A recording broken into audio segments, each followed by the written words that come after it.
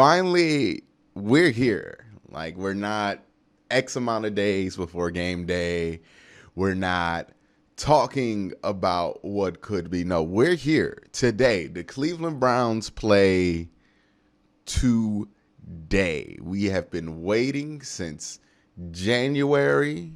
It is now September the 12th, and the Browns play the Kansas City Chiefs again. In Kansas City again. Like, it's back. And I wanted to come on here before the season starts, or before we get into our pregame things, or before we break up and do our own things, kind of whatever you do on game days, because now it's back to kind of a normal game day. I wanted to come on here and talk to everybody. One, as always, I want to remind everybody to subscribe and be notified, because today, during the Chiefs game, I'm doing a live watch along. So you want to watch the game with me, a watch party with me, then make sure you subscribe and notified. And in 30 minutes after the game ends, I will be doing the post-game show. So I will try to be at most 30 minutes after the game ends. I'll try to probably start a little bit before that. But 2 live streams today, post-game show and live watch party. So make sure, if that sounds interesting to you, you subscribe, get notified, and everything in between, so you don't miss those streams. And obviously, I'm going to have tons of content to come out. But that part aside, right, the promotion aside, I just kind of want to sit in and check on Browns fans, because it dawned on me the other day. Unless you lived, and lived, like you weren't a baby, you were like an adult or a young adult in the 80s, this is truly uncharted territory. We could talk about maybe in 95, people thought this team had Super Bowl expectations, but I think that was pretty similar to what had happened in 2019, where you got a high value free agent and everybody kind of inflated what the team could be, even though, there's some parallels, right? They won a playoff game. Bill Belichick was their coach. It's unfortunate the team moved, and that kind of derailed everything in 95. This year, I find it highly unlikely that the team's going to move, so it's okay. But this is uncharted territory for most Browns fans. I know for me, uncharted territory. And uncharted territory can be scary. It can be terrifying. It can be, it's unknown, right? You don't know what's coming next. You don't know what's going to happen. And the truth of the matter is, when it comes to football and when it comes to sports or anything really in life, right, the more justified and high your expectations get, the more you expect out of a team or somebody, the more they can kind of break your heart or let you down. And I know a lot of people have had bad experiences, specifically with the Cleveland Browns, where the Browns kind of pumped them up and let them down horribly. But I do want to say this to all the people who are afraid of that kind of thing. I think a lot of the times we confuse the motive for watching sports as the same thing for the people who are participating in them. Now, again, everybody wants to win, and you want to see your team win, and that's important. I'm not trying to downplay the importance of winning, but I also think what is just as important, especially for fans, is how memorable a season is, how memorable that ride is, and how entertaining that ride is. Because fact of the matter, every time you talk about a Cleveland Browns heartbreak, it's a season that you have talked about for 30 years. And you would rather have to talk about the drive, or rather have to talk about the fumble, than have no memories whatsoever, or no connection, or nothing really significant whatsoever to the sports team you cheer for, right? You would rather have those peaks and valleys than have nothing at all. And that's kind of what my point is, right? This is going to be a very interesting season. Expectations are high, and I'm here to tell you, look, I don't come on here, and I know I'm a Browns fan, and I know I cover the Browns. I know that certain people might think there's an incentive for me to be extra positive or sit out here and flat out lie to you in a positive direction about the Cleveland Browns, but I really don't think that is the case for me. It doesn't benefit me at all to lie to you about how good this team is. Look, if I think this team is going to be good at the bottom of my heart, I'm going to tell you. If I don't think this team's going to be good, I'm going to tell you. So I wouldn't tell you anything or say my expectations out loud if I really didn't honestly believe them. And while I think, the odds are always kind of against you and it's too much for me superstitiously to predict this team is going to win a Super Bowl or anything like that. But what I will say is that if you think this team can win a Super Bowl, you're not delusional and you're absolutely reasonable. This team absolutely has the talent, absolutely has the players, absolutely has the coaching staff, absolutely has the quarterback to be able to achieve anything that the NFL puts in front of it and any goal that they want to achieve. Now, they're going to have to get lucky. They're going to have to get fortunate. They're going to have to be fortunate with injuries. Like, there is more than just a great roster and a great football team that wins the Super Bowl, right? There's a lot of other factors that goes into it, which is why when somebody can win multiple Super Bowls, it's very impressive, right? But when I say stuff like that, right, when I say Super Bowl, I feel like there's a portion of Browns fans that gets terrified, quite frankly, like scared that the expectations are that high because they're afraid to crash. And again, I just want to bring this point home. It's clearly is possible. This season isn't about your expectations. This season isn't about lowering your expectations. It's not about having ridiculously high expectations. It's about, for once or for the first time in since a long time, being able to sit back and know that you're going to have one hell of a ride this season. This season is going to be entertaining. I am pretty sure of that. Barring anything catastrophic, this season should be very entertaining. The ride is going to be crazy. You're going to have highs, lows, ups and downs, and we're going to do something that outside of last season, the Cleveland Browns really haven't done in 20 years, which is give you memories, right?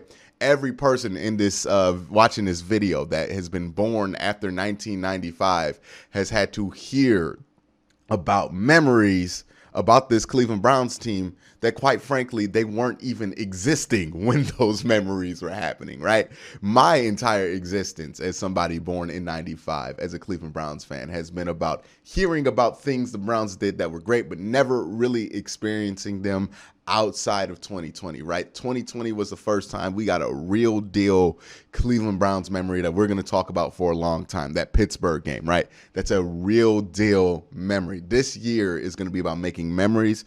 This year is going to be about entertainment. This year is going to be about the ride. Where does that ride end? It can end in February.